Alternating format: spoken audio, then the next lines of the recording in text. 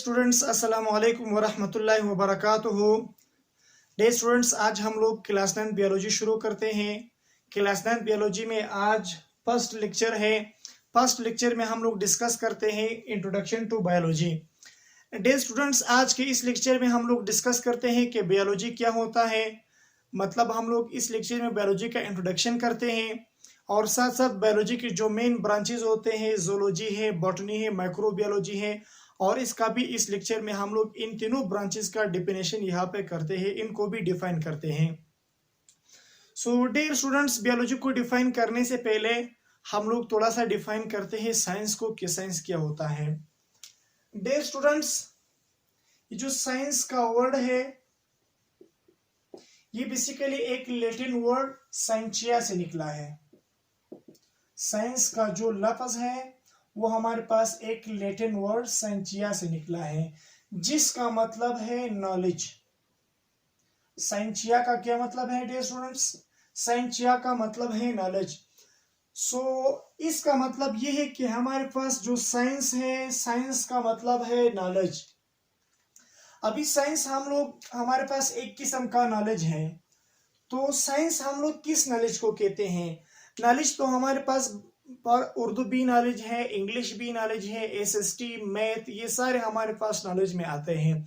So science, किस knowledge को हम लोग साइंस कह सकते हैं? डियर स्टूडेंट, साइंस हम लोग उस नॉलेज को कहते हैं, उस इल्म को कहते हैं जो हम लोग तीन चीजों के बुनियाद पर, तीन चीजों के बेस पे हम लोग इसको हासिल करते हैं। उनमें से जो सबसे पहला चीज है दैट इज ऑब्जर्वेशन। दूसरा हमारे पास है हाइपोथेसिस। तीसरा हमारे पास है एक्सपेरिमेंट। इन तीन चीजों के बिहाफ पर, इन तीन चीजों के बेस पे डियर स्टूडेंट्स जो नॉलेज हम लोग हासिल करते हैं, जो इल्म हम लोग हासिल करते हैं, उस इल्म को हम लोग कहते हैं साइंस। ऑब्जर्वेशन का मतलब है मुशाहिदा करना। अभी मैं आपको एक एग्जांपल देता हूं, उस एग्जांपल से हम लोग तीनों चीजों को अच्छे तरीके से समझ सकते हैं। For example students, here we have a mobile. यहाँ पे हमारे पास एक मोबाइल है। किसी ने हमको ये मोबाइल दिया है कि इसका लॉक जो है, लॉक खोलो, इस मोबाइल का लॉक किस तरह खुलता है।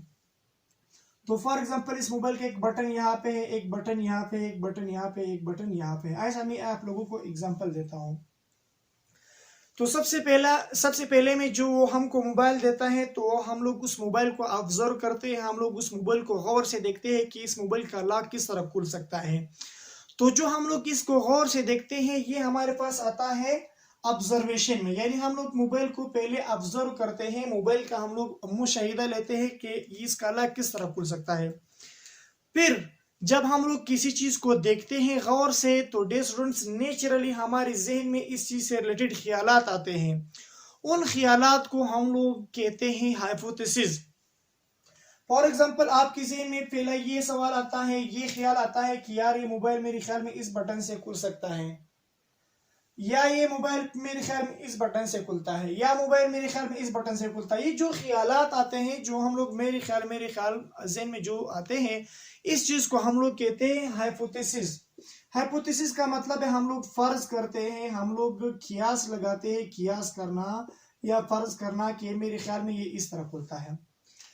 फिर जब हम लोगों ने ये बटन प्रेस किया, जब हम लोगों ने ये वाला बटन दबाया तो मोबाइल का लॉक नहीं खुला। फिर हम लोगों ने ये बटन दबाया, फिर भी डियर स्टूडेंट्स मोबाइल का लॉक क्या हुआ, उसी तरह बंद था, नहीं ऊपर नहीं हुआ है। फिर हम लोगों ने जब ये दबाया तो इसका लॉक ऑन नहीं हुआ है। जब हम लोगों ने ये बटन दबाया तो इस बटन दबाने से फॉर एग्जांपल इस मोबाइल का लॉक जो है वो ओपन हुआ। तो जो हम लोग जो वर्क करते हैं, प्रैक्टिकल वर्क जो हम लोगों ने किया, उस प्रैक्टिकल वर्क को हम लोग कहते हैं एक्सपेरिमेंट। तो अभी आप सोचिए डियर स्टूडेंट्स, जब हमको कल मतलब एक दिन बाद या 2 दिन बाद फिर दूसरा बंदा आता है, हमको इस तरह मोबाइल देता है, तो फिर इस तरह मोबाइल की जो लॉक जब हम लोग खुलते हैं तो क्या हम लोग फिर इसी तरह मतलब सोचते हैं क्या हम लोग फिर इसी तरह मतलब फिर ये बटन दबाते हैं, फिर ये दबाते हैं, फिर ये दबाते हैं? नहीं, हरगिज इस तरह फिर हम लोग नहीं करते हैं। फिर हम लोग डायरेक्टली ये बटन बटन दबाते हैं, क्योंकि हमें पता है, क्योंकि इस मोबाइल के पास अभी हमारे पास क्या चीज है, नॉलेज हो गया। हमको नॉलेज हासिल हुआ कि भाई साहब ने ये इस बटन से खुल सकता है, न इस बटन से खुल सकता है, न इस बटन से खुल सकता है, बल्कि इस बटन से खुलता है। तो इस इल्म को हम लोग क्या कहते हैं, साइंस कहते हैं, क्योंकि ये जो नॉलेज हम लोगों ने हासिल किया, पहले हमने ऑब्जर्वेशन किया, फिर हाइपोथेसिस, फिर एक्सपेरिमेंट। सो इस तरह इल्म को हम लोग क्या कहते हैं, साइंस कहते हैं।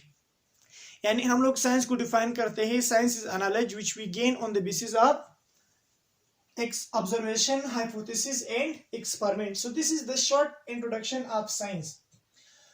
So dear students, आपको मालूम है कि साइंस के बेसिकली 3 मेन ब्रांचेस होते हैं। आप लोग वीडियो को फास्ट करके इन चीजों को, जितने भी पॉइंट्स में आपको लिखवा रहा हूं, वो नोट करें अपने नोटबुक में। सो डे स्टूडेंट्स, आपको मालूम है कि हमारे पास जो साइंस होता है, साइंस के 3 मेन ब्रांचेस होते हैं। इनमें से एक हमारे पास एक ब्रांच है साइंस का फिजिक्स, दूसरा इसका ब्रांच है केमिस्ट्री, तीसरा ब्रांच है साइंस का बायोलॉजी। सो डियर स्टूडेंट्स, हम लोगों ने फिजिक्स को डिफाइन किया है, लेक्चर ऑलरेडी जो है चैनल पर मौजूद है। केमिस्ट्री को भी हम लोगों ने डिफाइन किया है। आज हम लोग डिफाइन करते हैं बायोलॉजी को। डियर स्टूडेंट्स, फिजिक्स में हम लोग स्टडी करते हैं मैटर और इसके साथ साथ एनर्जी, और मैटर और एनर्जी का जो रिलेशन है वो हम लोग फिजिक्स में स्टडी करते हैं। और केमिस्ट्री में हम लोग किस चीज को स्टडी करते हैं, मैटर को स्टडी करते हैं। मैटर की जो प्रॉपर्टीज होते हैं, मैटर की जो कंपोजिशन होता है, इसके जो केमिकल रिएक्शंस होते हैं, वो हम लोग केमिस्ट्री में स्टडी करता है। और जो बायोलॉजी है, बायोलॉजी में हम लोग किस चीज को स्टडी करते हैं, वो अभी हम लोग देखते हैं कि हम लोग बायोलॉजी को किस तरह डिफाइन करते हैं। सो इतना आप ज़हन में रखिए कि biology is a branch of science. Biology हमारे पास साइंस का एक ब्रांच है। साइंस क्या है, मैंने अभी आपको बताया।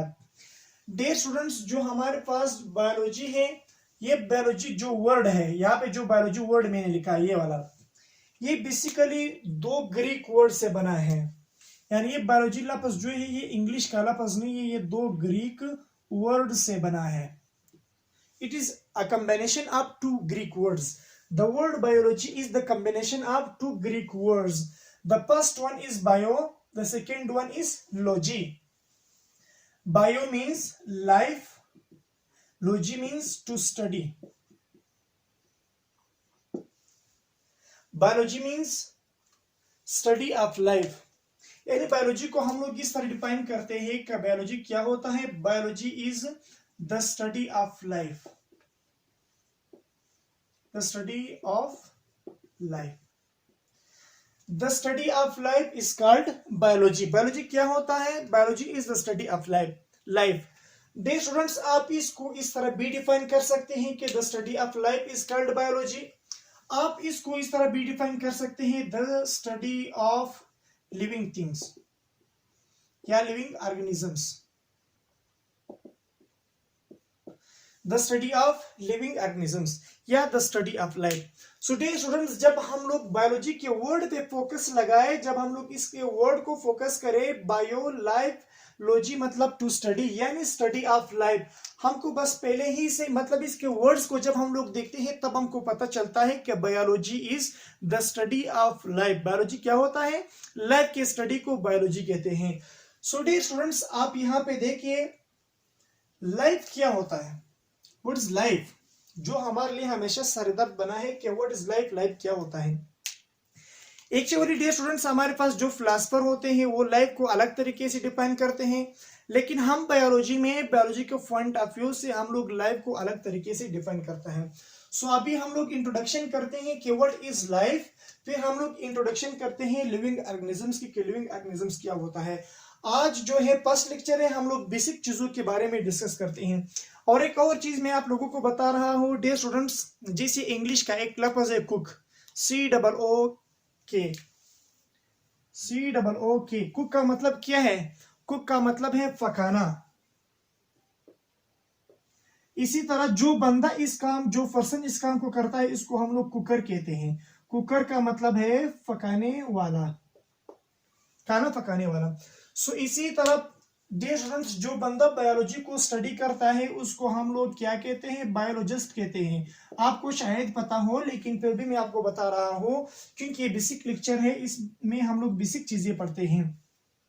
बायोलॉजिस्ट क्या होता है? The person who study biology, the person who study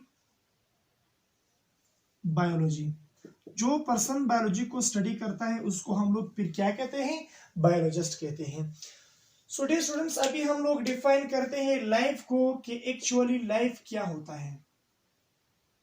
हम लोग बायोलॉजी में हम लोग लाइफ को इस तरह डिफाइन कर सकते हैं, life is a set of characteristics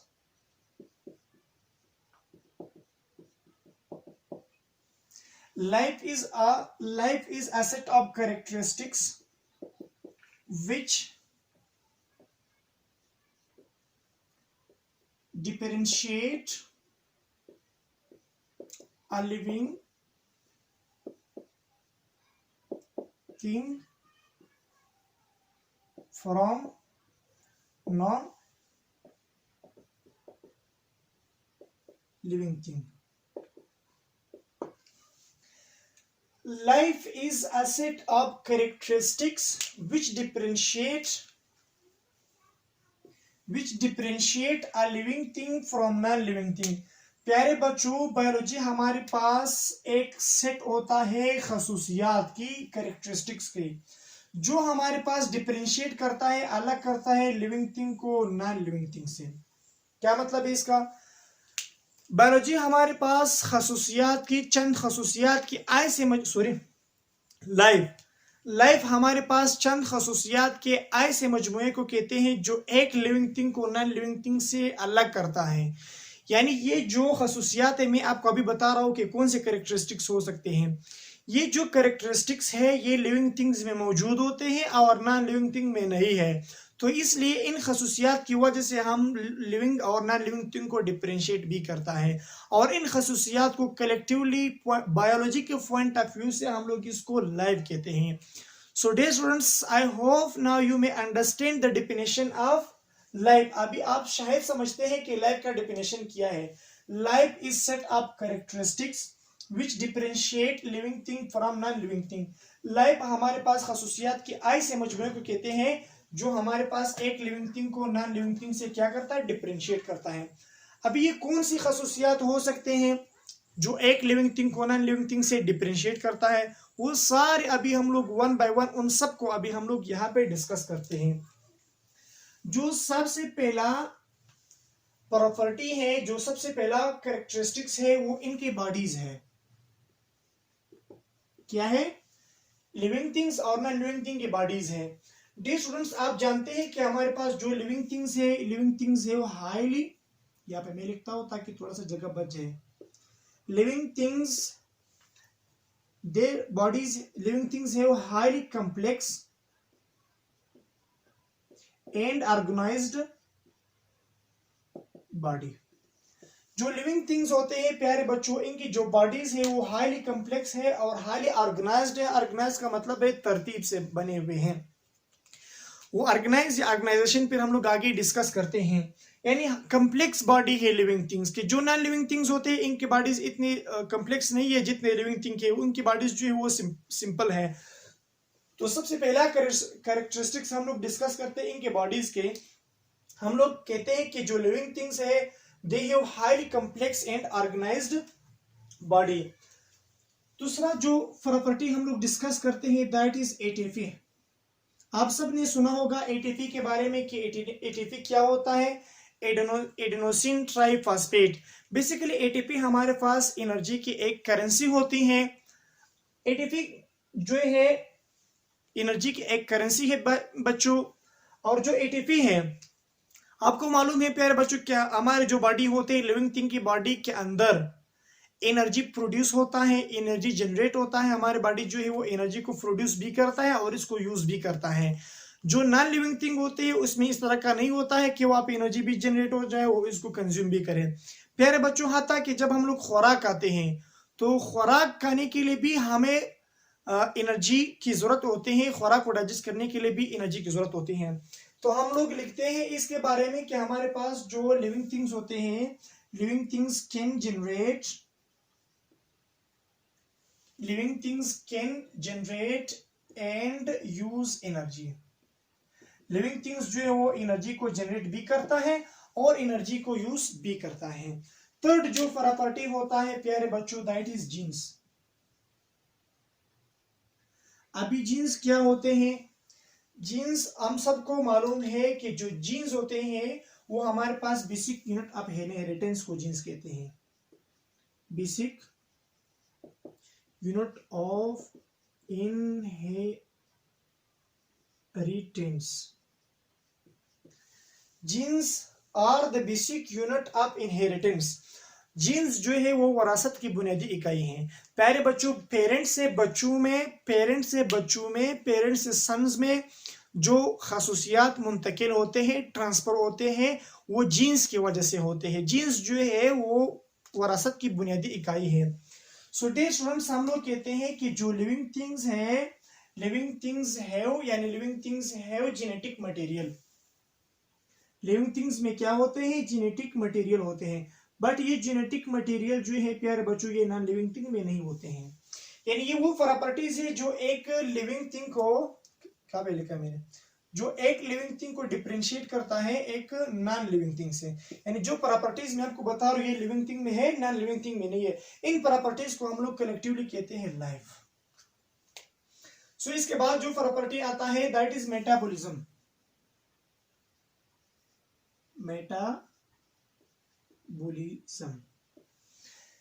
प्यारे बच्चों, आपको मालूम है कि जो लिविंग थिंग्स होते हैं इनकी बॉडीज के अंदर मुख्तलिफ किस्म के बहुत सारे रिएक्शंस होते हैं। उन रिएक्शंस को कलेक्टिवली हम लोग क्या कहते हैं? मेटाबॉलिज्म कहते हैं। हमारे बॉडी के अंदर ये रिएक्शंस होते हैं। ये रिएक्शंस दो तरह के, इनमें एक एनाबॉलिज्म है और इनमें एक कैटाबॉलिज्म है। सो हम लोग लिखते हैं कि जो लिविंग थिंग होते हैं इनके बॉडी में मेटाबॉलिज्म होता है। मेटाबॉलिज्म के लिए हम लोग लिखते हैं कि जो लिविंग थिंग की बॉडीज है they carry and control biochemical reaction. Living things जो होते हैं प्यारे बच्चों, they carry and control biochemical reactions. जो लिविंग थिंग है इनके बॉडी के अंदर केमिकल्स रिएक्शंस भी होते हैं और साथ साथ वो कंट्रोल भी करते हैं। सो इस चीज को हम लोग मेटाबॉलिज्म कहते हैं। ये लिविंग थिंग के अंदर एक प्रॉपर्टी है जो कि नॉन लिविंग थिंग में नहीं है। सो आप लोग इनको नोट करें। बाकी जितने भी कुछ और प्रॉपर्टीज भी है वो हम लोग, कैरेक्टरिस्टिक्स भी है वो हम लोग यहाँ पे डिस्कस करते हैं। इसके बाद जो प्रॉपर्टी हम लोग डिस्कस करते हैं that is growth. That is growth. आपने अक्सर देखा होगा, महसूस भी किया होगा कि हमारे पास जो लिविंग थिंग्स होते हैं वो ग्रोथ करते हैं, वो नशोनुमा पाते हैं, वो बढ़ते हैं। बट ना लिविंग थिंग्स इस तरह नहीं करते हैं। तो हम लोग लिखते हैं कि living things can increase in size,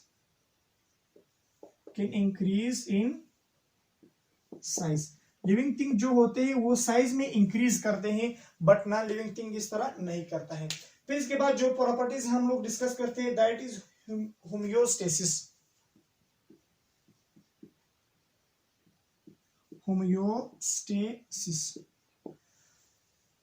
प्यारे बच्चों, होमियोस्टेसिस का मतलब क्या है? होमियोस्टेसिस हमारी बॉडी, जो हमारी बॉडी होते हैं, जो लिविंग थिंग की बॉडीज होते हैं, ये एक ऐसी एबिलिटी है जो लिविंग थिंग्स की बॉडी का जो इंटरनल इन्वायरमेंट है इसको कंट्रोल करता है। सो हम लोग इसके लिए लिखते हैं कि can control internal environment. Living things can control internal environment.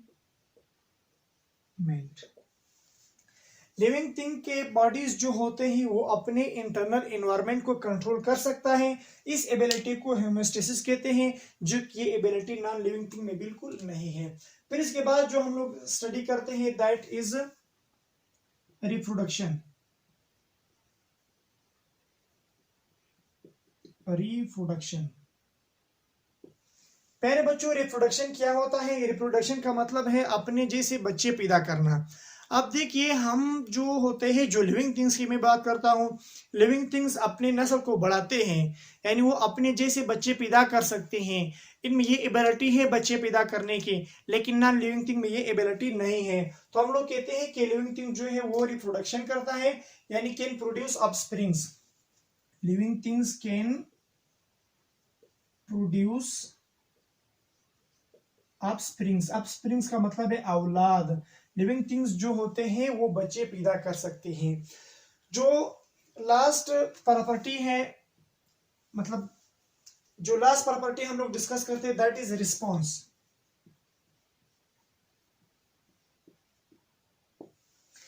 Dear students, आपको मालूम है कि लिविंग थिंग्स जो होते हैं इनकी बॉडीज में ये एबिलिटी होता है, ये प्रॉपर्टी, ये कैरेक्टरिस्टिक्स होता है कि वो एक्सटर्नल एनवायरनमेंट को रिस्पॉन्स देता है, यानी जवाब देता है। फॉर एग्जाम्पल, जब बाहर की एनवायरनमेंट में शदीद गर्मी होती है, यानी टेम्परेचर इंक्रीज होता है, तब हमारी बॉडी क्या होते हैं, अपने टेम्परेचर को मेंटेन करने के लिए वो पसीना निकालता है, यानी ये एक रिस्पॉन्स है। या इसी तरह जब एक्सटर्नल एनवायरनमेंट में सर्दी बहुत होती है, यानी टेम्परेचर डिक्रीज होता है, तो हमारी बॉडी शिवरिंग स्टार्ट करता है, यानी कपकपाहट स्टार्ट करता है। तो ये इसलिए करता है कि हमारे बॉडी में हीट जनरेट हो जाए। तो ये भी हमारे पास एक रिस्पॉन्स है। तो हम लोग लिखते हैं कि लिविंग थिंग्स की बॉडी जो होती है can respond to external environment, to external environment. जो लिविंग थिंग्स होते हैं उनके अंदर ये प्रॉपर्टी होता है कि वो एक्सटर्नल एनवायरनमेंट को जवाब दे सकता है। प्यारे बच्चों, ये सारे वो प्रॉपर्टीज होते हैं जो एक लिविंग थिंग को नॉन लिविंग थिंग से डिफरेंशिएट करता है, अलग करता है। इस सब प्रॉपर्टीज को हम लोग कलेक्टिवली क्या कहते हैं? लाइफ कहते हैं। नाउ आपको शायद बायोलॉजी, आप अगर बायोलॉजी का स्टूडेंट है तो अभी आपको पता है कि लाइफ क्या होता है। Life is a set of characteristics which differentiate a living thing from non living thing. Life जो होते हैं वो खसूसियात के ऐसे मजमूए को कहते हैं जो एक लिविंग थिंग को नॉन लिविंग थिंग से अलग करता है। उस खसूसियात के मजमूए को लाइफ कहते हैं। अभी कौन सी खसूसियात वो होते हैं, ये सारे मैंने बोर्ड पे आपके सामने शॉर्टली लिखे हैं। सो प्यारे बच्चों, अभी लाइफ तो हम लोगों ने डिस्कस किया, अभी डिस्कस करते हैं कि लिविंग ऑर्गेनिजम्स क्या है। हर वो बॉडी, हर वो ऑब्जेक्ट जिसमें ये प्रॉपर्टीज एक साथ मौजूद हो, इसको हम लोग लिविंग थिंग कहते हैं। और हर वो ऑब्जेक्ट, हर वो चीज जिसमें ये प्रॉपर्टीज मौजूद ना हो, फिर इसको हम लोग क्या कहते हैं? नॉन लिविंग थिंग कहते हैं। सो लिविंग थिंग का या लिविंग ऑर्गेनिजम्स का मैं यहाँ पे डेफिनेशन लिखवा रहा हूं। आप प्लीज पहले इन पॉइंट्स को, वीडियो को फास्ट करके इन सारे पॉइंट्स को नोट करें।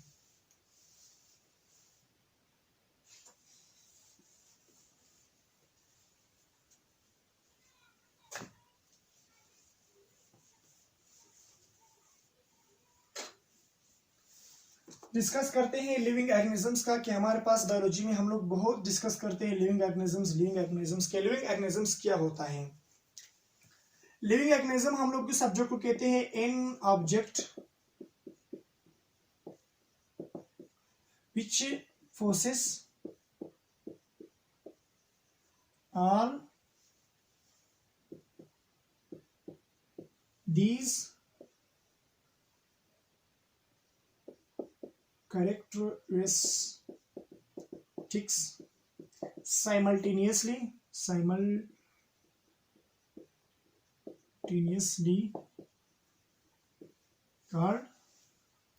living organisms. An object which possesses all these properties या all these characteristics simultaneously called living organisms. हर वो जानदार या हर वो बॉडी, हर वो जिस्म जिसमें ये जो प्रॉपर्टीज मैंने आपको बताए, ये प्रॉपर्टीज अगर एक साथ किसी भी ऑब्जेक्ट में मौजूद हो तो फिर उस ऑब्जेक्ट को हम लोग नाम देते हैं लिविंग ऑर्गेनिजम्स का। सही student, this is the definition of living organisms. और लाइफ को भी हम लोगों ने डिस्कस किया। अभी हम लोग डिस्कस करते हैं main branches of biology, botany, zoology and microbiology. So आप प्लीज इन सब वीडियो को पास करके सारे जो पॉइंट्स मैंने यहाँ पे लिखवाए, बहुत इंपॉर्टेंट पॉइंट्स थे, वो सब नोट करके लिखिए। सो आपको मालूम है प्यारे बच्चों कि जो हमारे पास बायोलॉजी होता है, बायोलॉजी के 3 मेन ब्रांचेस होते हैं। सबसे पहला जो ब्रांच है दैट इज जोलॉजी, फिर इसके बाद दूसरा ब्रांच आता है इसका बॉटनी, फिर थर्ड हमारे पास आता है माइक्रोबायोलॉजी।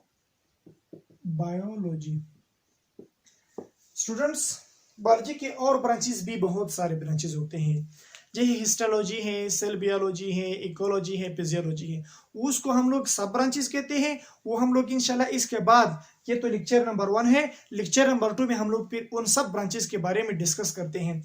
आज के इस लेक्चर में हम लोग बायोलॉजी के सिर्फ ये जो 3 मेन ब्रांचेस होते हैं उसके बारे में डिस्कस करते हैं। डियर स्टूडेंट्स, यहाँ पे वर्ड जू का मतलब है एनिमल्स। जू का मतलब क्या है? द वर्ड जू मीन्स एनिमल्स। यानी इसको हम लोग किस तरह डिफाइन करते हैं जूलॉजी को? Zoology is the scientific study of animals. The scientific study of animals. Animals के साइंटिफिक स्टडी को हम लोग कहते हैं जूलॉजी। इसी तरह बॉटनी का मतलब है प्लांट्स, तो हम लोग कहते हैं the scientific study of plants. जब आप प्लांट को साइंटिफिकली स्टडी करते हैं, प्लांट्स को, उसको हम लोग क्या कहते हैं? The scientific study of plants called botany.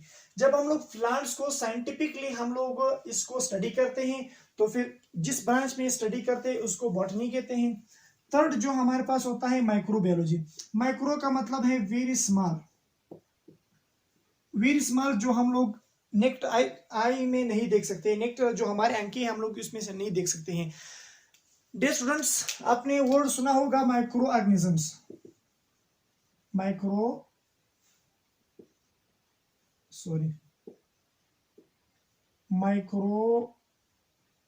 Organisms. Micro organisms उन जानदारों को कहते हैं जो कि यूनिसेलुलर होते हैं, जो उसको हम लोग अपने आंखों से नहीं देख सकते हैं, उनको हम लोग माइक्रो ऑर्गेनिजम्स कहते हैं। सो माइक्रो ऑर्गेनिजम्स के साइंटिफिकली स्टडी को हम लोग जिस ब्रांच में करते हैं इसको माइक्रोबायोलॉजी कहते हैं। हम लोग कहते हैं कि microbiology is the scientific study of micro organisms.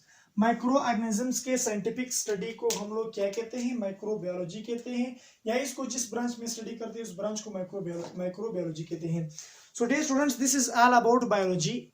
इसमें आज के लेक्चर में लोगों ने बायोलॉजी को डिस्कस किया कि बायोलॉजी क्या होता है, लाइफ, लिविंग ऑर्गेनिजम्स, बायोलॉजी की जो मेन ब्रांचेस है उसको हम लोगों ने डिस्कस किया। सो नेक्स्ट लेक्चर में फिर हम लोग इंशाल्लाह डिस्कस करते हैं सब ब्रांचेस के जो मॉर्फोलॉजी है, हिस्टोलॉजी है।